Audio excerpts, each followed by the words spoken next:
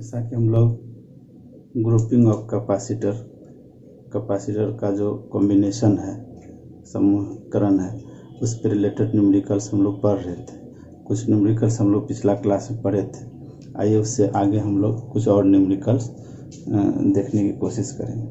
ये एक डायग्राम है जिसमें ए और बी के बीच में कुछ कैपेसिटर कनेक्टेड है। 3 कैपेसिटर यहाँ दिखा हुआ है, कैपेसिटर कनेक्टेड। इसका नेट इक्विवेलेंट कैपेसिटेंस हम लोग को फाइंड आउट करना है ए और बी के बीच में। तो 3 कैपेसिटर है जिसकी इक्वल कैपेसिटी है सी। इसका हम लोग नेट इक्विवेलेंट कैपेसिटेंस निकालना है। तो देखने से ये लग रहा है कि सीरीज में कॉम्बिनेशन से जुड़ा हुआ है, लेकिन ये सीरीज नहीं होके कुछ और है। इसको हम लोग सिंप्लीफाई करेंगे डायग्राम को, तब समझ में आएगा कि ये क्या है।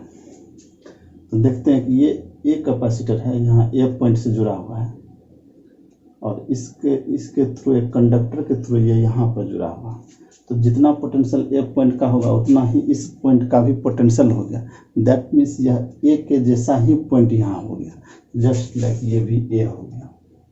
और ये जो बी है डायरेक्ट कैपेसिटर नहीं है, तो बी पॉइंट का जो पोटेंशियल है डायरेक्ट कंडक्टर वायर से जुड़ा हुआ है, तो यहाँ का भी पोटेंशियल जो है बी के इक्विवेलेंट पोटेंशियल होगा, जस्ट लाइक ये भी पॉइंट हो गया बी। तो हम लोग देखते हैं, सिंप्लीफाई करेंगे डायग्राम को। तो ये कैपेसिटर ए और बी के बीच कनेक्टेड है, ये कैपेसिटर भी ए और बी पॉइंट के बीच कनेक्टेड है, और ये कैपेसिटर भी ए और बी पॉइंट के बीच कनेक्टेड है। दैट मीन्स इसका जो डायग्राम होगा वो इस तरह का सिंप्लीफाइड डायग्राम होगा। ये हो गया ए, ये हो गया बी, ये हो गया ए, ये हो गया बी, और फिर ये भी हो गया ए, ये भी हो गया बी। देखिए ए और बी ये हो गया, ए और बी ये हो गया, फिर ये ए और बी के बीच कनेक्टेड। ये तो सी कैपेसिटेंस इसकी सी। तो तीनों कैपेसिटर यहाँ पैरेलल कनेक्शन से कनेक्टेड है। इसका इक्विवेलेंट कैपेसिटेंस क्या होगा? इक्विवेलेंट कैपेसिटेंस समतुल्य धारित्व। तो सी जानते हैं, सी पी पैरेलल जो होता है C P equal to C one plus C two plus सी3। पैरेलल कॉम्बिनेशन में डायरेक्ट हम लोग जोड़ते हैं। जितना भी कैपेसिटर 3 से 4 से जो भी होगा उसको डायरेक्ट हम लोग जोड़ते हैं। यहाँ से जाएगा सी प्लस सी। इस तरह से सी पी का वैल्यू जो होगा नेट कैपेसिटेंस जो इसका जो होगा वह 3C हो जाएगा। ठीक है, इसके आगे का क्वेश्चन हम नेक्स्ट क्वेश्चन है। ये टेंगुलर शेप में कुछ कैपेसिटर जुड़ा हुआ डायग्राम के हिसाब से अकॉर्डिंग टू डायग्राम, और ए और बी के बीच में नेट पोटेंशियल नेट कैपेसिटेंस हम लोग का निकालना है। समतुल्य धारिता ए और बी के बीच पॉइंट के बीच हम लोगों को निकालना है। तो डायग्राम को जब तक हम लोग सिंप्लीफाई नहीं करेंगे, डायग्राम को जब तक मॉडिफाई नहीं करेंगे एक ताकि समझ में आ जाए कौन सीरीज है कौन पैरेलल है, तब तक हम लोग इस तरह के सवाल को बनाना मुश्किल हो जाता है। तो इस प्रॉब्लम को हल करने के लिए हम लोग क्या करते हैं, डायग्राम को थोड़ा सिंप्लीफाई कर लेते हैं। देखते हैं, ये पॉइंट ए है, ए से यहाँ चलेंगे, एक कैपेसिटर मिल जाएगा आपको 4μF का। उसके बाद यहाँ से यहाँ जाना है, यहाँ से ए से बी तक जाने के लिए यहाँ आना ही होगा। उसके बाद यहाँ से ऐसे जा सकते हैं, यहाँ से इस पॉइंट पर जाना है। यहाँ से जाने के 2 रास्ते, एक रास्ते में 2 कैपेसिटर कनेक्टेड है, एक ही रास्ते में जितने कैपेसिटर कनेक्टेड होंगे मिलेंगे वो सीरीज कॉम्बिनेशन हो जाएगा। तो यहाँ से यहाँ एक कैपेसिटर है, इसका नेट कैपेसिटेंस इस दोनों को जोड़ना होगा, या इसको हम लोग पहले सिंप्लीफाई कर लेते हैं ताकि समझ में आ जाए। ये 4μF हुआ, ये 4μF हुआ, और ये पॉइंट आप हम लोग यहाँ पहुँच गए। इस बीच में एक कैपेसिटर लगा हुआ है 2μF का, और फिर एक यहाँ पर कैपेसिटर हो गया 4μF। ये आप सिंप्लीफाई कर लिए, मॉडिफाई कर लिए इस डायग्राम को। तो यहाँ से देखिए ये दोनों को हम लोग यहाँ पर, अब देखने से भी लग रहा है कि ये सीरीज में, ये इसको हम लोग C1 मान लेते हैं।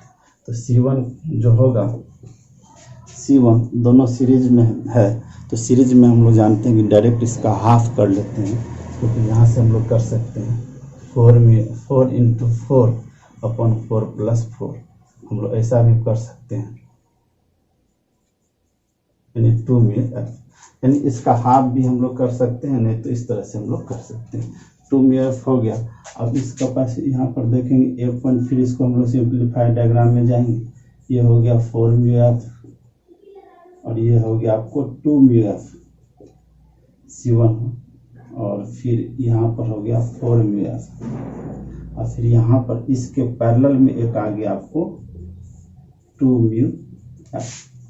तो अब यहाँ पर ए से यहाँ पहुँचे, यहाँ से फिर यहाँ जाना, दो रास्ता, दोनों ये हम लोग कंबाइन करेंगे, इसको हम लोग C2 कंसिडर कर लेंगे इस दोनों पैरेलल में कॉम्बिनेशन में। तो C2 इक्वल टू क्या हो जाएगा, पैरेलल में है तो क्या होगा C1 प्लस C2 डायरेक्ट हो जाता है, यानी यहाँ पर हम लोग का हो जाएगा 2 mu F plus 2 mu F equal to 4 mu F. अब ये 4 म्यू एफ हो गया, ये 4 म्यू एफ यहीं से, ये 4 म्यू एफ यहाँ आ गया, ये 4 म्यू एफ यहाँ है, ये यहाँ है, इसको हम लोग कुछ नहीं किया, यहाँ इसको सिंप्लीफाई किए हैं, ये हो गया 2 म्यू एफ और फिर ये 2 म्यू एफ और 2 म्यू एफ जो है ये पैरेलल हो गया, 2 म्यू एफ पैरेलल हो गया, तो ये आपका हो गया 4 म्यू एफ। यहाँ से ए और बी के बीच में आप देखिए 3 कैपेसिटर हो गया, 4 म्यू एफ और यहाँ पर भी हो गया 4 म्यू एफ।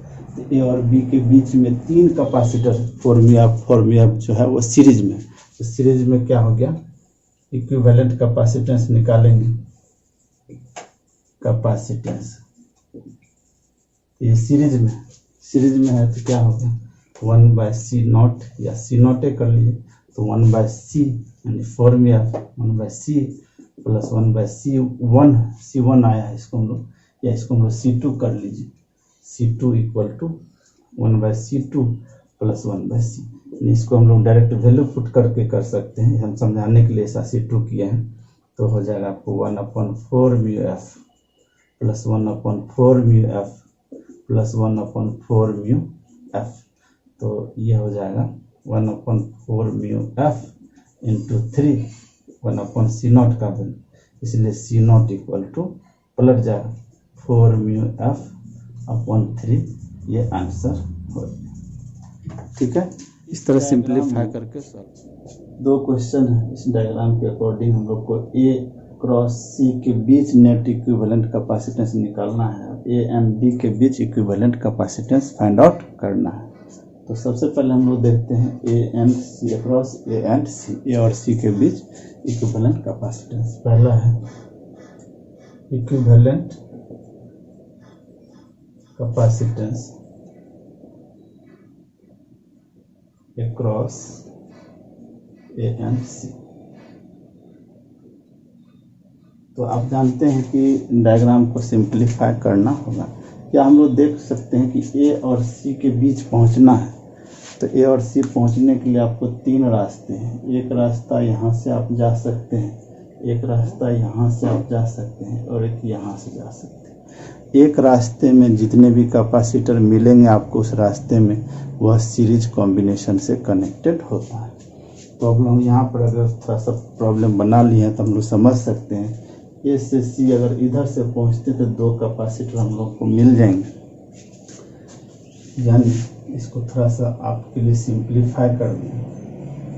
ये 6 म्यू एफ, ये 6 म्यू एफ, ये हो गया ए क्रॉस सी, फिर यहाँ से 6 म्यू एफ,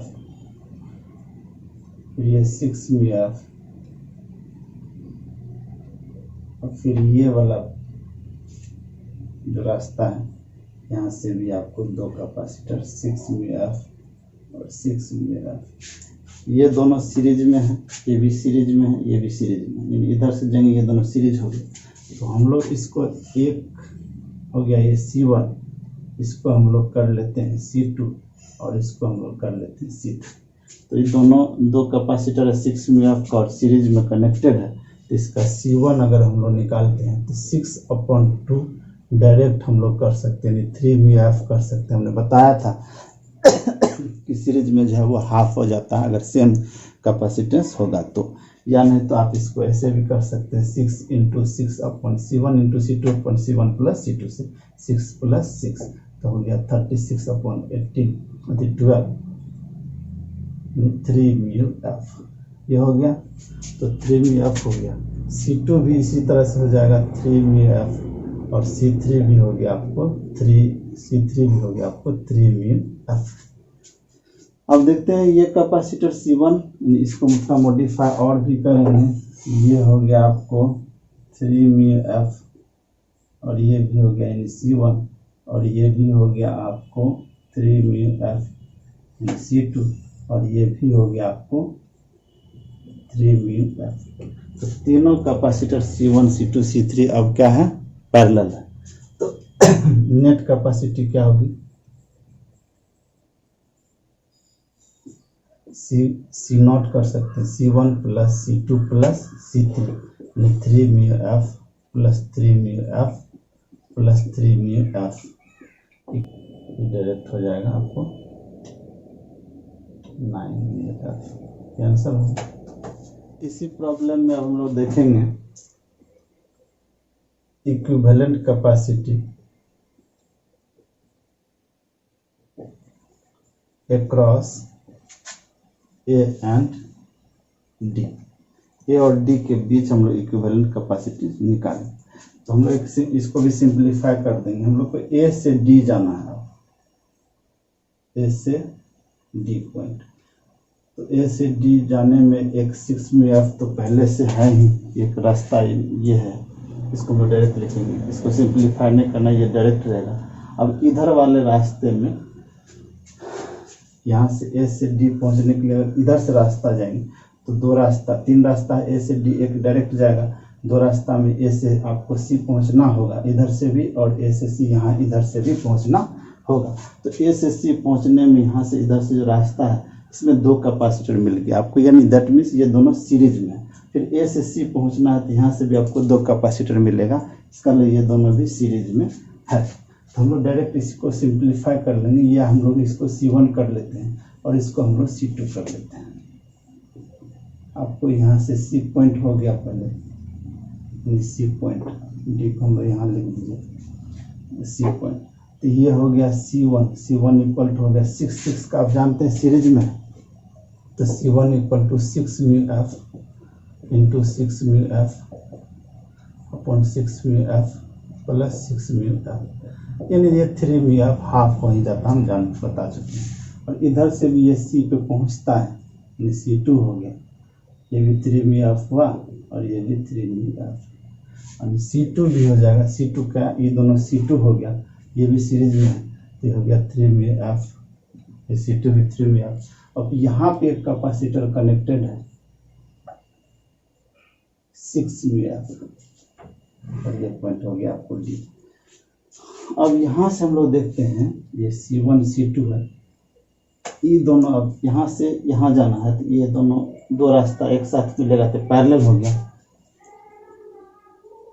C3 निकाल, इसको हम लोग दोनों का वैल्यू को C3 मान लेते हैं, इसको 3। तो C3 इक्वल टू ये दोनों पैरेलल है, क्या है, पैरेलल है, तो 3 म्यू पैरेलल में डायरेक्ट जुड़ जाता है, ये दोनों पैरेलल हो गया, तो 3 mu F plus 3 mu F, ये हो गया आपको 6 म्यू एफ। अब इसको फिर मॉडिफाई करेंगे, ये हो गया 6 म्यू एफ, और फिर ये, अब ये दोनों हो गया 6 म्यू एफ, और फिर ये बचा 6 म्यू एफ, और एक तो ये वाला नीचे से है ही, ये है 6 म्यू एफ, ये पॉइंट डी हो। अब ये 6 म्यू एफ, यानी इसको हम लोग C3 माने थे, अब इसको हम लोग क्या करते हैं C4 मान लेते हैं, और इस डायग्राम को हम लोग यहाँ कर लेते हैं। अब ये हो गया C4, दोनों का इक्विवेलेंट कर लेंगे, और ये हो गया C, ये 6 mu F, A and D के बीच। अब C4 का वैल्यू जो होगा, ये दोनों सीरीज है तो हाफ हो जाएगा, यानी 3 म्यू एफ हो जाएगा। C4 करेंगे, C4 equal to 6 mu F upon 6 mu F, 6 mu F का हाफ हो जाएगा, 6 mu F upon half. Series में क्या होता है हम बताएं कि हाफ हो जाता है, ये हो गया आपको 3 म्यू एफ। अब 3 म्यू एफ ये और C क्या है, parallel. 9 C4 equal to 3 mu F and 6 mu F are parallel, समांतर क्रम में। तो नेट कैपेसिटी क्या हो जाएगी, ये दोनों जुड़ जाएगा, 6 plus 3 C naught equal to 6 mu F plus 3 mu F equal to 9 mu F. Answer है। Thank you.